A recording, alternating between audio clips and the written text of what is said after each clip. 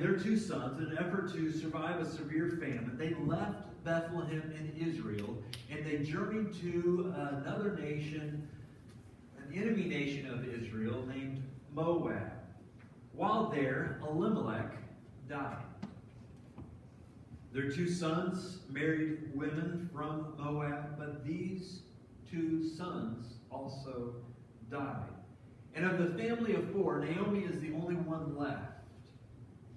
And she's left a widow in a foreign land, without any family support, without any means to survive. And she decides to head back to Bethlehem, but she doesn't go alone. One of her daughters-in-law decides to go with her. Her name is Ruth. Ruth may be a Moabite, and she may be a widow, and she may be poor, but she has this huge heart for her mother-in-law. They arrive back in Bethlehem during the barley harvest, and Ruth, knowing that she's going to have to provide for herself and for her mother-in-law, goes right to work gleaning in a barley field nearby. And as it turns out, the field where she decides to glean belongs to Boaz, one of Elimelech's relatives. Now, not just any relative of Elimelech. This was a guardian redeemer of the family. He was one who had an obligation to help Elimelech's family if they would ever find themselves in some sort of a crisis, which they were in crisis. It was the Redeemer's responsibility to take care of their deceased relative's widow if she had no sons, to marry her and give her children, and so keep the deceased man's family alive. Boaz is much older than Ruth, and Ruth has been working in Boaz's field through the harvest. He's been exceptionally gracious to her, to welcome this Moabite woman, and he's provided for her, even offered her protection, but he has not so much as hinted at the possibility of marrying her. So Naomi decides it is time for a little forward action, and Ruth goes along with the plan.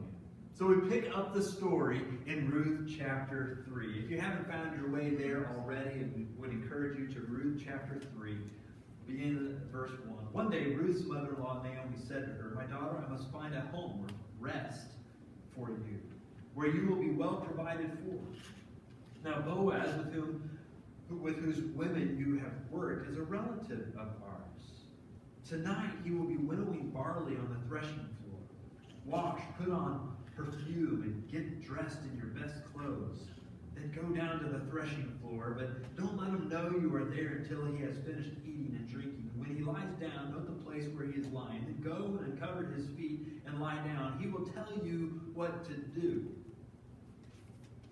"I'll do whatever you say," Ruth answered. Now, we said that Naomi was going to, provide a little forward action here. This was not a little forward, was it? This was a whole lot forward, right? So, a redeemer's responsibility included marrying the widow. He hadn't made the move for whatever reason. But he seems to have shown Ruth his favor at some level, right?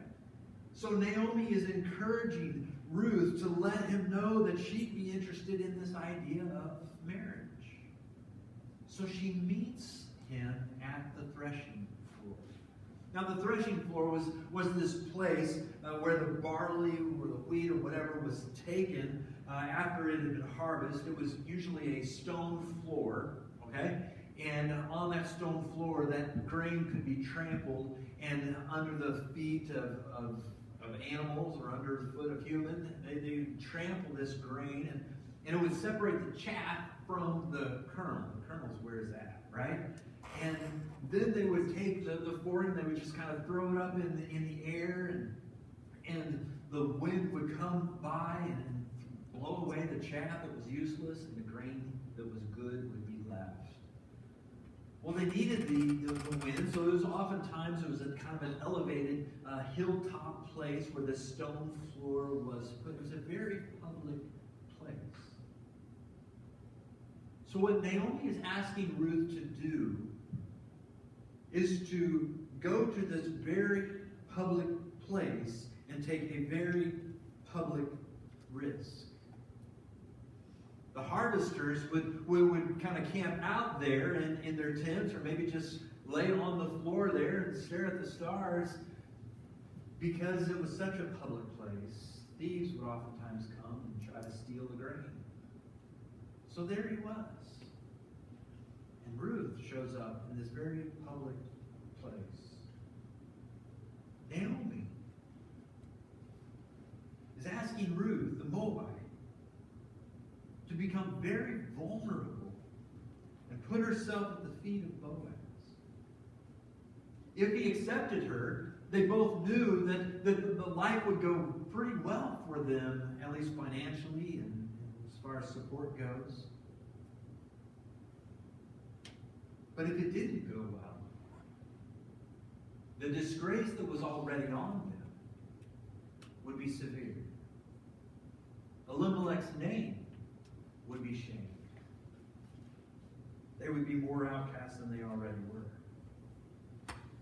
Hear this morning. This is important. Redemption often requires risk. Christ is our Redeemer. We have said all along in this story that this is more than a story about Boaz and Ruth. This is a story about your Redeemer and your redemption. Redemption is seeing that which was thrown out to the side of the road, left as garbage, and taking it home and cleaning it up and believing that it can be repurposed. Satan, the enemy of your soul, wants you to believe that you are worthless, that you are useless, that you are meaningless to God and anyone else. Jesus, who is the lover of your soul, wants you to not believe that you are worthless, that you are meaningless, that you are useless. He longs to give each and every one of us new purpose in life, and that's redemption. But many don't accept the offer of redemption because it does feel maybe a bit risky. What if I make a fool out of myself? What if it's all a bad joke and the joke's on me? What if redemption works out for everybody else, but for some reason I don't qualify? Ruth took a huge risk in seeking redemption. It may be that you need to do that as well. Or it could be that you know someone who needs to take the risk of redemption.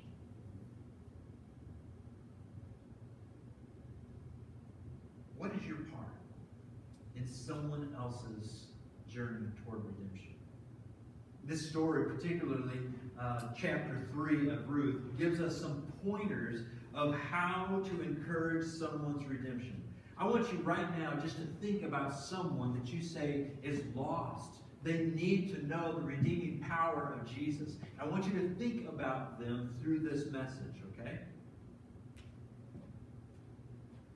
What would you do if you were Boaz in this situation with Ruth? I think that this chapter gives us some great pointers of how we can help people get to redemption. And the first step that I want us to see here is this: beware of temptation. Okay, so Ruth does what Naomi suggests. She kept herself hidden until Boaz laid down, and then she uncovered his feet and laid down at his feet. Something in the night startled the man, he awakens and he sees a woman at his feet. What would you do in that moment? Scream? Does somebody say scream? What would you do in that moment? Well, let's read the story. Let's pick up at verse 9, chapter 3. Who are you? He asked. I'm your servant Ruth, she said. Spread the corner of your garment over me, since you are a guardian redeemer of our family. Talk about forward, right? The Lord bless you, my daughter, he replied. This kindness is greater than that which you showed earlier. You have not run after the younger men, whether rich or poor. And now, my daughter, don't be afraid. I'll do for you all you've asked. All the people of my town know that you are a woman of noble character. Although it is true that I am a guardian redeemer of our family, there is a guardian redeemer of our family that is closer related than I. Stay here for the night. And in the morning, if he wants to do his duty as your guardian redeemer, good, let him redeem you. But if he is not willing, as surely as the Lord lives, I will do it. Lie here until morning. So she lay at his feet until morning, but got up before anyone could be recognized. And he said, no one must know that a woman came to the threshing floor. He also said, bring me the shawl you are wearing and hold it out. When she did so, he poured into it 6 measures of barley and placed the bundle on her. Then he went back to town. This is the first time in the story that we hear that while it's true that Boaz is a guardian redeemer of the family, that he's not first in line. He isn't the only kinsman redeemer. Perhaps he hasn't offered to step into that role as guardian redeemer for Ruth and Naomi because he knows that he's not first in line. It wasn't his role to assume. Perhaps Naomi is unaware that there is a guardian redeemer as close as this other man was, closer than Boaz. Perhaps Boaz is unaware that Naomi is unaware that Boaz isn't first in line. So, what Ruth and Naomi see as permissible and even the expectation, Boaz could see as a temptation. Are you seeing that? Okay? Whatever the case, he agrees to help Ruth in the redemption process, but here's the key. He says, I'm going to do it the right way. Several years ago, I heard the lead singer of a Christian band. They were performing, and I was listening to them, and he was explaining how this band had many opportunities, not only in the Christian band scene, but in the secular band scene. And he said, we're grateful for that because that gives us all kinds of opportunity.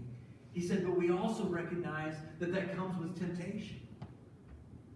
And he said, we need you people, talking to all of these believers that were gathered that night. He said, we need you praying for us. Because it's like when you pray for us, you are holding our feet as we reach over the walls of hell to encourage people to freedom.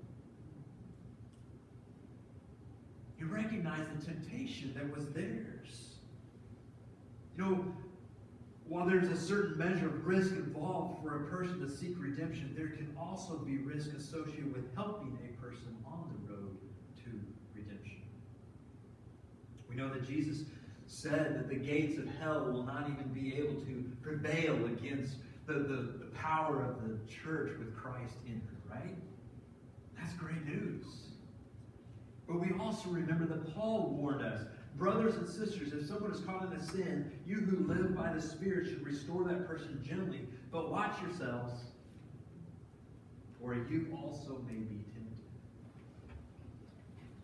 As you lead someone to redemption, be careful who is leading who. Be careful who is leading who. I love it about Boaz that he's not willing to bow to the desires of the flesh in these moments.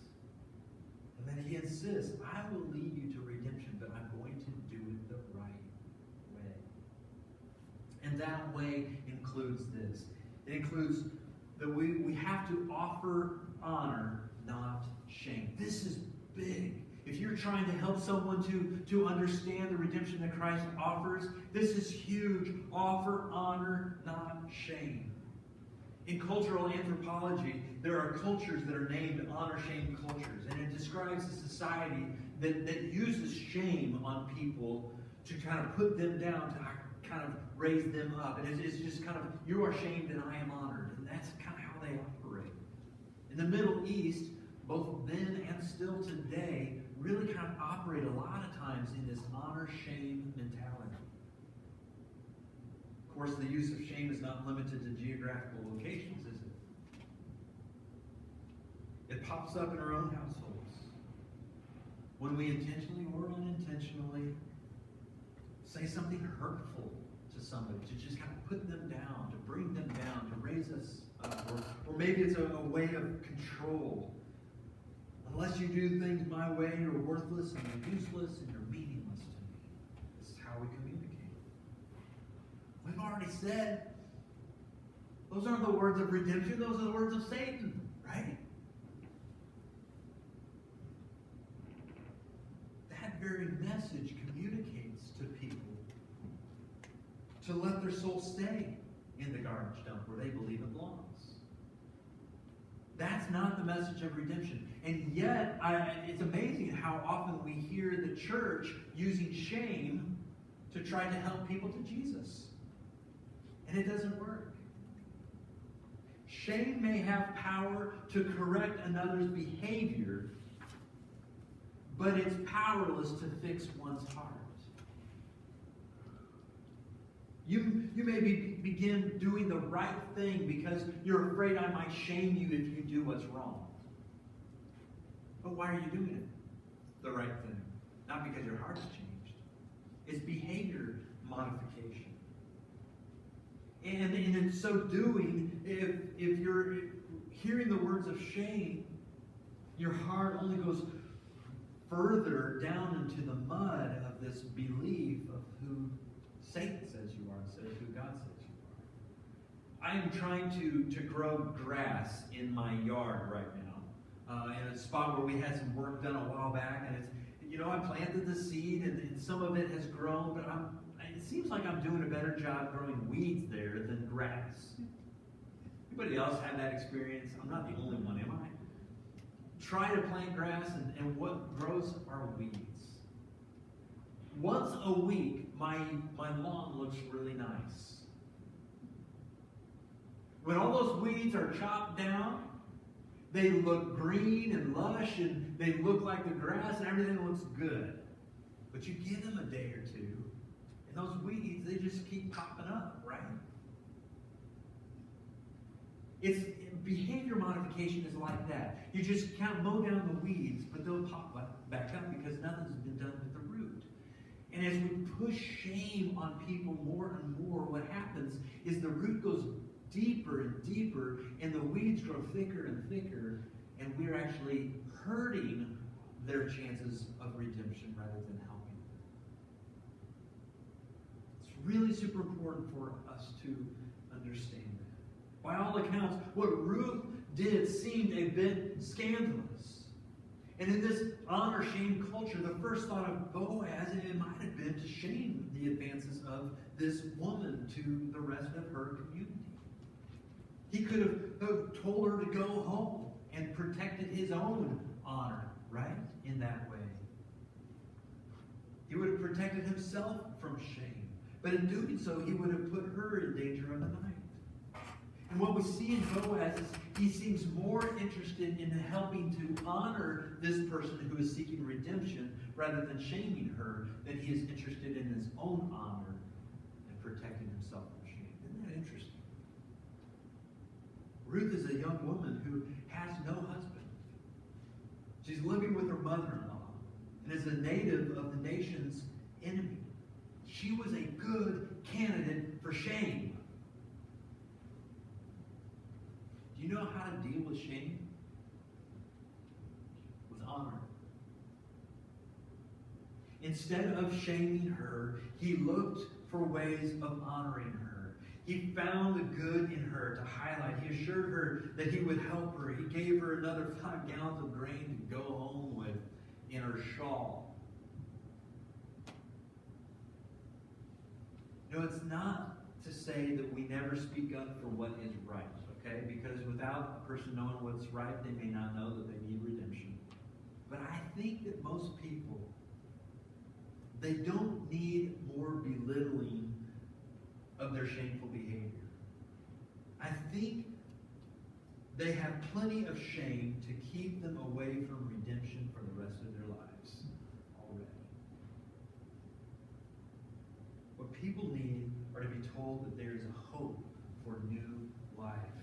Honor will heal the heart faster than shame ever will. You know, the response of Boaz seems extraordinary for the honor-shame culture that he lived in. It seems extraordinary because, considering the fact that Ruth was a Moabite. It's maybe hard for us to consider a man of his standing being so gracious and honoring to someone who has no means to repay the kindness. But I suspect something. I suspect that what was driving Boaz to act with such amazing grace was he realized that he was not so far away from amazing grace himself. Here's the third point. Recall your own story of redemption. I want to take us a little bit further back from the story that we have been in, Ruth and Boaz. You might remember that Joshua was the leader of the community of Israel. And you might remember Joshua as Joshua fit the battle of Jericho, right? And the walls came tumbling down. He was the one who led, the armies marching around the walls, and then the walls crashed in. Well, you might remember that before that, he sent spies into the land. Check it out. I want to know what's inside Jericho. What do we need to know about it? You might recall that when those spies went in, they were hidden. They were protected. They came under the wing, so to speak, of someone in that city. Who was it? Rahab. Prostitute. She hid them, and then they made this deal with her. When we come back and we sack Jericho, we'll not touch you or your family. Well, the day came and the walls came tumbling down, and they went on into Jericho, and nobody took any loot from that city, and no life was left alive except Rahab and her family. Rahab, an immoral prostitute and an idol-worshiping pagan, was adopted into the family of Israel.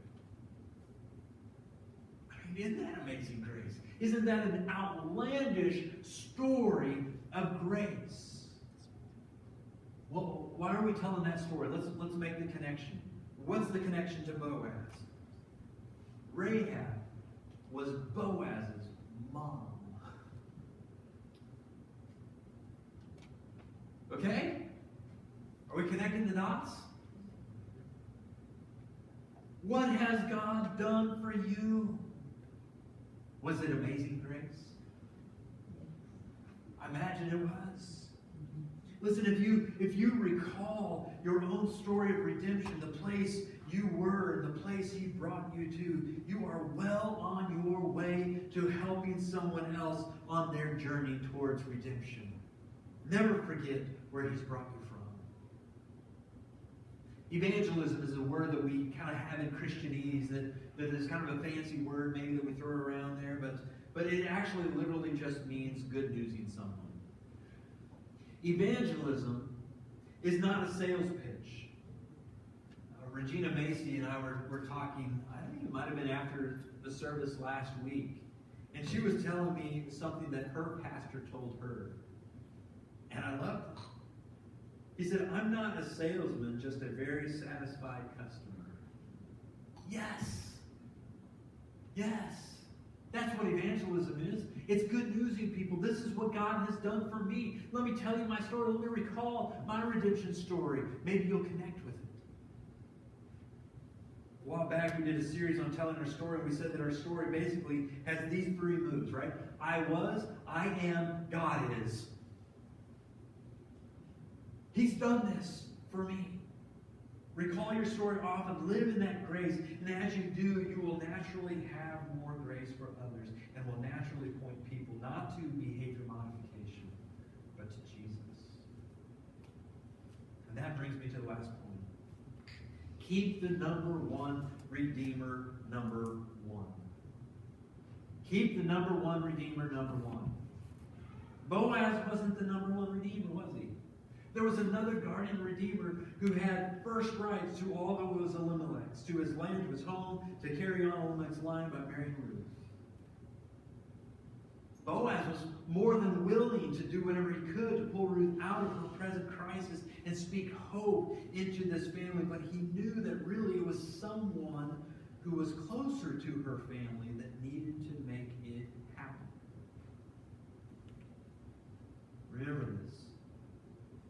In your efforts to see another redeemed, you can help them, but you aren't their number one redeemer. Only Jesus can fully redeem them. It's His work in their heart that will change their lives and their eternity. Boaz says, although it's true that I'm a guardian redeemer of the family, there is another one who's more closer related than I. He says, if he wants to do it, good. If he doesn't want to do it, that's fine too. I will do it. If you've read the rest of the story, you know that one that was first in line, he decided he wasn't going to do it. This story is about human redeemers, right? Mark my words, people will let you down. Okay?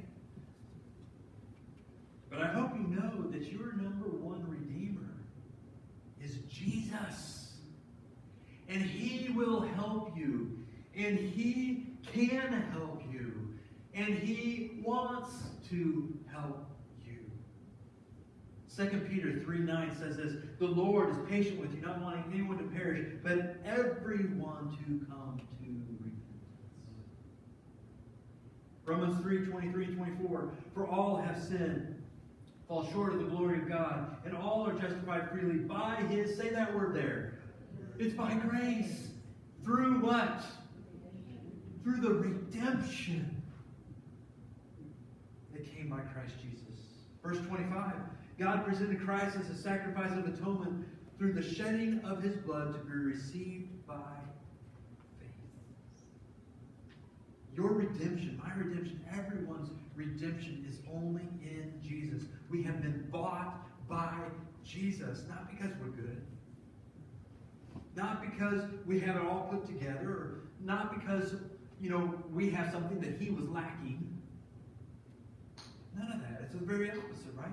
He loves us despite our brokenness, despite the mess we have made of our lives. Aren't you thankful for that today? I can't fix you. I can't fix people's marriages. I can't fix people's hearts. I can't do that. You can't do that for anybody. Right? I would love to fix your kids. I can't do that. You and I can only come alongside another. You and I can speak purpose maybe back into a life, perhaps, but you and I aren't the number one Redeemer. It could be that you need a Redeemer today. And the beauty of God's grace is that you can never be too far gone, that you can never be too broken, that you can never be too lost for Jesus to redeem you. And you may say, well, my marriage is done, and it's because I caused it. You You could say, oh, I got caught up in this addiction and I don't know my way out.